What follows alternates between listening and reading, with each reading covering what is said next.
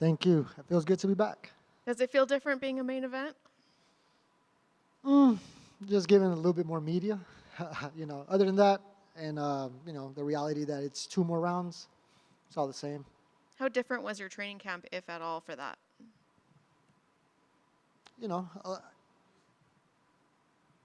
yes and no, a little bit different. Not too much. We've always been training for 5 round fights. That's what our strength coaches and everything. We're all striving for the 5 round fights. So, in essence, I was almost like getting ready for that no matter what. So, it just highlighted it more. The card was originally supposed to be in China. Now it's here in Vegas. Is there a little bit of relief that you're kind of on your own home turf this time? Yeah, I mean, it would have been a beautiful experience to experience the Chinese culture, in person. Uh, that would have been a nice experience. But given the fact that we weren't able to do it, and it's here. Yeah, I'm not going to get mad over that 15-hour plane trip that we don't have to do. And you probably have to pay less taxes, I would imagine, too, right? Correct. Yeah, they're like 30-40% in taxes. Not good. What do you think of the matchup? I think it's a good matchup. It's a tough task at both ends, but I'm well prepared. I have a good team behind me, a good support system, and I believe I have the tools to win. And right now you're the underdog. Does that give you a little bit more pressure, or does that give you a little bit of more motivation? Been the underdog my whole life in everything I've done. It's no different. And how do you spend the end of the year after this fight? How are you going to spend the rest of the year? Just be with my family, be with my lady, see my parents. All the efforts still go to me, still trying to see my son, who's still, alienated out of my life. So that's still an uphill battle. So still got that going as well. And going into 2024, how would a win on Saturday night kind of propel you for 2024? I think it pushes me closer to a title fight, So I think I bring something, something exciting to the division, a different style, a different meaning to it. I'm excited. I'm blessed to be here. Thank you. Thank you. Fighting two Chinese fighters back to back. What's up? I don't know. I don't think they liked the first one, so they gave me a second one. It is what it is, Now that you've had some time to digest, how important was that win over Alatang in October? Coming off it wasn't your first UFC loss, but it was your first one in a while, and I know that one kind of stung you. So how nice was it to get back in the win column? Of course, especially where in a sport where you're judged by your last fight, you can win. It's not like soccer where you have 100+ games a season and you lose 10 and they don't care. They almost forgot. In fighting, you can win 10 fights and you lose one and you suck and you should just give up and the world hates you and has an opinion on you. Yeah, I mean, it feels good to get back in the win column, of course. Reality is your job's always on the line. So you got to win. Did you feel that backlash from the fans, from your fellow fighters that, you're out on this win streak and then you get this big step up, you lose, then everyone just forgets about your win streak that you were just on? Yeah, of course. Yeah, I'm not going to sit here and lie to you guys and say that, no. I got a lot of shit talked to me online, because of that. But, I didn't pay attention to it. I had to refocus and change some things up and, and I believe I was able to do that and showcase that in my last fight. Obviously, their argument that you have the best leg kicks in the UFC. Are those going to be one of your biggest weapons this Saturday to slow Song down, slow his power down, slow his movement down? Yeah, of course. If he leaves his leg out there, I'll take it. Reality is he's gonna try to punch a hole through my face. I'm gonna try to kick a hole through his face. So that's the reality. We two good strikers. Meeting and two different styles clashing. I don't know. To me, I look at it as it's a beautiful thing. And, it's been a nice few weeks for Factory X. Last week Cody got a big win that he really needed. your next type of main event, Brandon next week. Just how's it feel, representing Factory X and just having the kind of high that you guys are on right now? It's a beautiful thing, I was saying it earlier. It's nice to be around people that you can see doing well in their personal life and then changing their lives in their career. So I've been able to watch, two of my teammates, Jonathan Yusuf, change their lives and do great things, and to watch Cody go, his last fight, and then to go and slam someone and get a bonus, and then kind of rewrite that wrong, and just see him bettering his life, physically, financially, and spiritually, and all. I just think it's a beautiful thing to watch. We're watching ourselves change our lives, and every day. And then finally, I asked you in October. I'm sure it hasn't changed, but Breon Royval, is he bringing back the title to Factory X? Yeah, it's not changing. Yeah, Colorado's going to have a new flyweight champion. Awesome, thanks, Chris.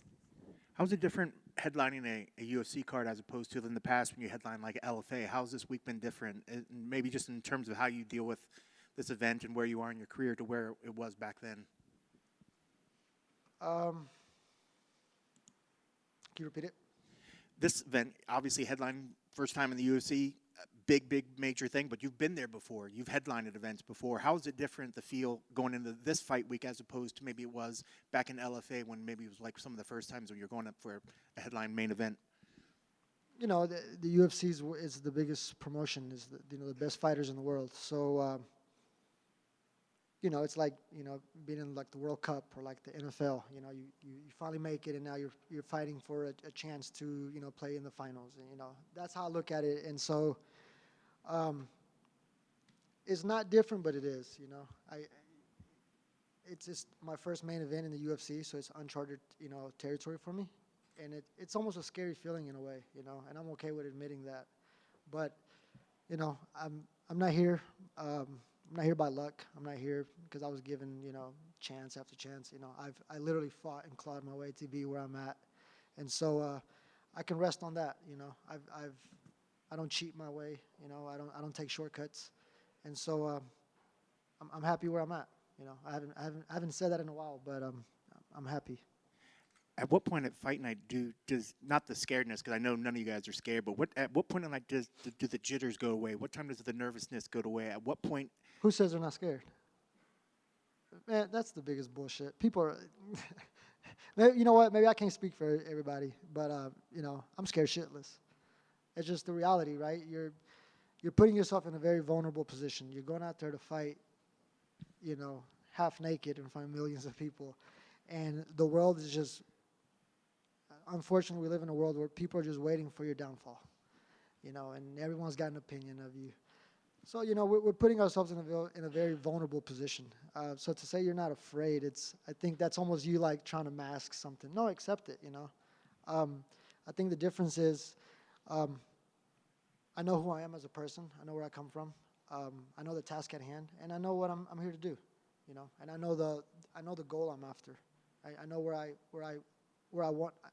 want to be in life, and this is just another opportunity to get there.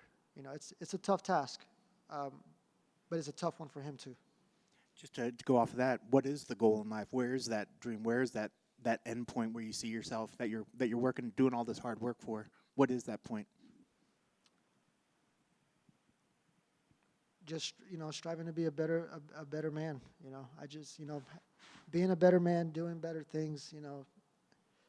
Just not giving in to all the bullshit, and just trying to change a generational curse. That's for me. That's where I see myself. Is I just I want to have my faith better with God. My relationship better with my parents, my brothers, my lady, my friends, my coaches. Always striving just to be a better person for myself, so I can be a better person for the people that need me. That's awesome. When you look on paper, you got a lot of TKO finishes. You got a lot of KO finishes. He's got a lot of KO finishes. He's got a lot of TKO. Is there any possibility that this fight gets to the ground? And should it happen, who's got the better skill set on the ground? I guess we'll have to see, right? I mean, that's yeah. I mean, we both like to we both like to strike. We both like to stand. You know, but I'm a mixed martial artist at the end of the day. If we have to go to the mat, so be it. You know, it's not like I'm a stranger down there. Sure. It'd be interesting. It'd be interesting to you know, to test our skills out in all aspects. So that's why I said sport's very beautiful because you learn about a lot about yourself. You know, after every camp, after every fight. So yeah, it'd be nice to see what transpires in the fight. Last thing for me, I'm sure you visualized the end to this fight, but what are the keys to the victory for you? What needs to happen on Saturday to make sure that you get your arms raised? Stay focused, stay present, and just be where my feet are at all times. You know, you know, and have the courage that I need when the time is right. So. I love that phrase, be where the feet are. Can you kind of elaborate on that? Is it just about staying in the present, staying in the moment, not getting out of your head? Or, you know, elaborate on that for me. Yeah, just, you know, being in tune where you are, being focused, being 100% where you're at. You know, I think, like I said, I've seen, to be where I'm at, man, I'm so blessed to be here. Because, like I said, many dream, but many will never get this opportunity. And so I've seen people come and go. And you know, and so I don't take it for granted. So that's why I'm all in. I'm present, and I'm excited. I'm excited. Best of luck on Saturday. Thank you. Chris, right here. Obviously, talking about fear, emotions, everything pulling at your mind. On Instagram, you had posted something about controlling your mind over your emotions. With everything, with all that being said, how do you fortify your mind, considering this being your biggest opportunity yet? Say that last part again. How have you fortified your mind through this process, considering this is possibly your biggest opportunity yet in the UFC? Yeah, you know, in a way, this is the biggest fight of my career, but at the same time, it's not. I truly believe the daily battles, you know, that I win on the daily help me get to where I'm at. So, you know, it's just what it is, you know. I think the daily battles that I battle daily, those small moments help propel me and get me to where I need to be. So, in a sense, this is an important fight, but not as important as the ones that I deal with on the daily, you know.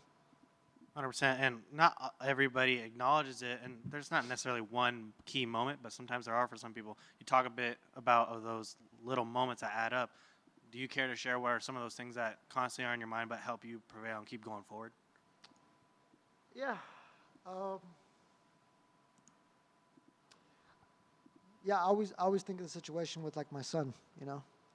That's obviously a really big, you know, thing in my life that, you know, my son is alienated from me, you know. He lives an hour away, and I have no ties to him. So I can go two ways. I can go off the deep end and you know, and be that, you know, and go down that route, you know, and it's a route I choose not to go, because you know, I've been almost to the point of no return. And so I don't want to self-destruct no more. I want to, you know, in a sense, self-manifest. So with obviously that stuff always lingering on me, you know, all the temptations, all the bad thoughts that come over, you know, I try to daily, you know, fight those and fight for the good, and you know, and try to give peace where it needs to be, and you know, forgiveness where it needs to be forgiven. And last thing for me, looking at that hope that you have in your faith and looking at this fight going forward, what excites you most about the opportunity? I think the message that I'm sending on this platform is beautiful. To all the little kids growing up in the inner city, you know, to all the younger generation, you know, coming up from a rough upbringing, you know, with discipline and hard work, you can reach your dreams, you know. And you can go from, you know, you're the author of your book, you know. So be the hero of your own story. And I think that's the you know, the message that I want to send is that I got tired of waiting for a hero to show up, so I decided to be my own hero. Bye.